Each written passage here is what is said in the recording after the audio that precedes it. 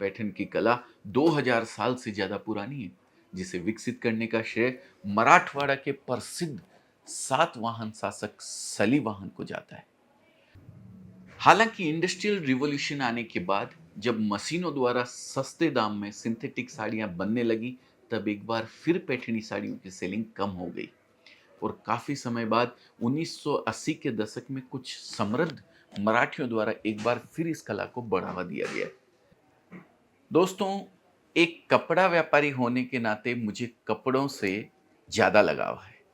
कुछ खास तरह के कपड़ों को हाथ में लेकर महसूस करने के लिए मैं बिहार के बाराबंकी से लेकर ब्रिटेन तक की यात्रा कर चुका हूं। आज इस वीडियो में मैं आपको ऐसी ही एक जर्नी के बारे में बताऊंगा। नमस्कार दोस्तों, मैं अजय अजमेरा एक बार फिर से आप सभी का स्वागत करता हूं आपके अपने YouTube चैनल अजमेरा फैशन में।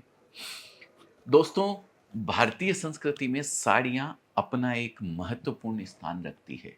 6 यार्ड वंडर कही जाने वाली ये साड़ियां वास्तव में अद्भुत होती हैं और जब आप इनके इतिहास और मज़ेदार सफ़र के बारे में जानते हैं तो आश्चर्यचकित हो जाएंगे और साथ ही साथ गौरवान्वित भी महसूस करेंगे।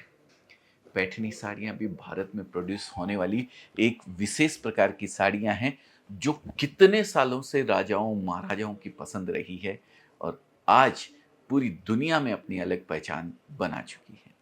दोस्तों, अजमेरा फैशन में हम मशीनों द्वारा पैठनी साड़ियों का प्रोडक्शन करते हैं, पर मन में इच्छा थी कि क्यों न उस जगह पर जाकर इन साड़ियों को हाथों से लाइव बनते हुए देखा जाए जहां से इनकी उत्पत्ति हुई और साथ ही इसके मूल कारीगरों से पैठनी साड़ियों का इतिहास और रहस्य जाना जाए। सौभाग्य से कुछ दिनों पहले मुझे महाराष्ट्र के येवला जाने का अवसर मिला। मौजूदा समय में येवला ही पैठनी साड़ियों के निर्माण का सबसे बड़ा प्रोडक्शन सेंटर है। यहाँ पहुंचकर मुझे पैठनी साड़ियों से जुड़ी कई मज़ेदार और नॉलेजेबल बातें पता चली जो मैं आपके साथ इस वीडियो में शेयर करना चाहता हूँ। सबसे पहले बात करते हैं इनकी शुरुआत की।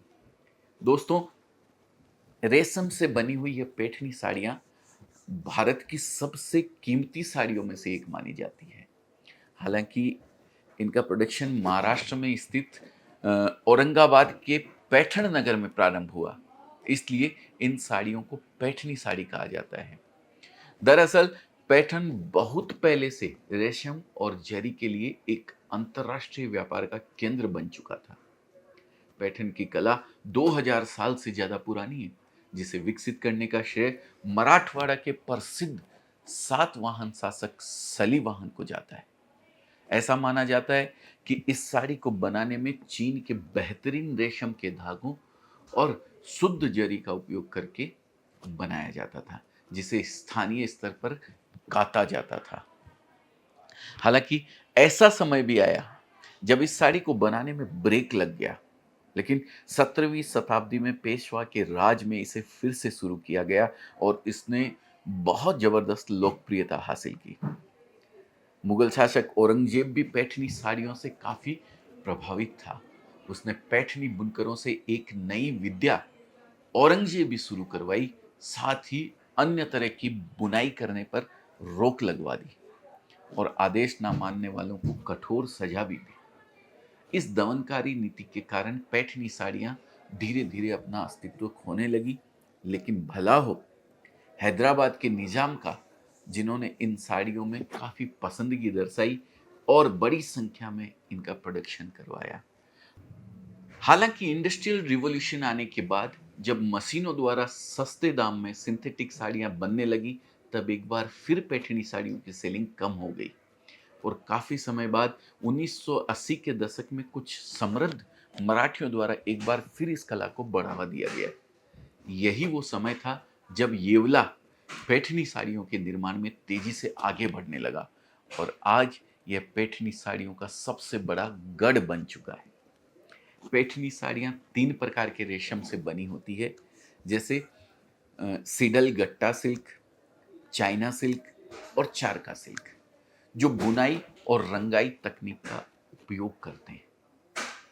पैठनी साड़ियों को प्राचीन टेपेस्ट्री करके पर बुना जाता है, जो मैनुअल रूप से संचालित होते हैं, उनको हाथ से बनाया जाता है। इन साड़ियों को जरी यानी सुनहरे और चांदी के धागे से उनमें वैल्यू एडिशन किया जाता है, सजावटी चमक से और बेहतरीन बनाया जाता है। पैठनी साड़ियाँ बनाने में बहुत ज़्यादा मेहनत लगती है। एक पैठनी साड़ी पूरी तरह से तैयार होने में 1 महीने से 2 साल तक का समय लग जाता है। ओरिजिनल पैठनी साड़ियों को असली चांदी या सोने और शुद्ध रेशम के साथ महीनों तक बुना जाता है। इसलिए यह भारत की सबसे महंगी साड़ियों में से एक साड़ी है।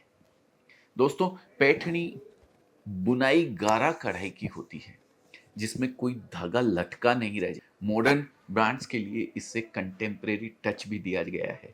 नेचुरली उपयोग किए जाने वाले रंग जैसे गहरा पीला हल्दी की जड़ से प्राप्त किया जाता था और हल्का पीला गेंदे के फूल की पंखुड़ियों से प्राप्त किया जाता था। पैठनी के डिजाइन पहले से तय रहते हैं और प्रत्येक डिजाइनर बुनाई में एलिमेंट्स को जोड़ता है, बुनकर नई डिजाइन बना सकते हैं या विशिष्ट जो पारंपरिक पैटर्न चले आ रहे हैं उनका भी उपयोग कर सकते हैं। लेकिन बुनाई करते समय धागों की गिनती हमेशा एक समान रहती है। वाकई पैठनी साड़ियों को इतना खास बनाने के लिए और पूरी दुनिया में इसे इतनी विशिष्ट पहचान दिलाने के लिए हम पैठनी साड़ियों के कारीगरों के दिल से आभारी हैं। पैठनी साड़ी राजा महाराजा और एलाइट क्लास में अपना खास स्थान रखती है, लेकिन आम लोग भी अपने बजट इन साड़ियों का लुत्फ उठा सकते हैं, अपने बजट की साड़ी लेकर इनका लुत्फ उठा सकते हैं। अजमेरा फैशन में हम अपनी फैक्ट्री में पैठनी साड़ियों का प्रोडक्शन करते हैं, जिसे बड़ी संख्या में हमारे व्यापारी भाई हमसे खरीद कर अपने रिटेल ग्राहकों को बेचते हैं। यदि आप भी इन शानदार साड़ियों का कलेक्शन अपनी दुकान में रखना चाहते हैं, तो कृपया हमें स्क्रीन पर दिख रहे नंबर्स पर कॉल या व्हाट्सएप करिए। आप व्हाट्सएप पर पैठनी साड़ियों का कलेक्शन पीडीएफ में भी देखकर हमें ऑनलाइन ऑर्डर कर सकते हैं, या फिर आप यहाँ आकर भी विजिट कर सकते हैं। दोस्तों, पैठनी साड़ियों पर यह वीडियो अगर पसंद आया हो तो कृपया इसे लाइक जरूर कर दीजिएगा। साथ ही इसे उन मित्रों के साथ शेयर करना ना भूलें जो पैठनी साड़ियों की जानकारी प्राप्त करना चाहते हैं या फिर उनका बिजनेस करना चाहते हैं। वीडियो को लास्ट तक देखने के लिए मैं तहे दिल से आपका शुक्रिया अदा करता हूँ। बहुत बहुत धन्यवाद। नमस्कार।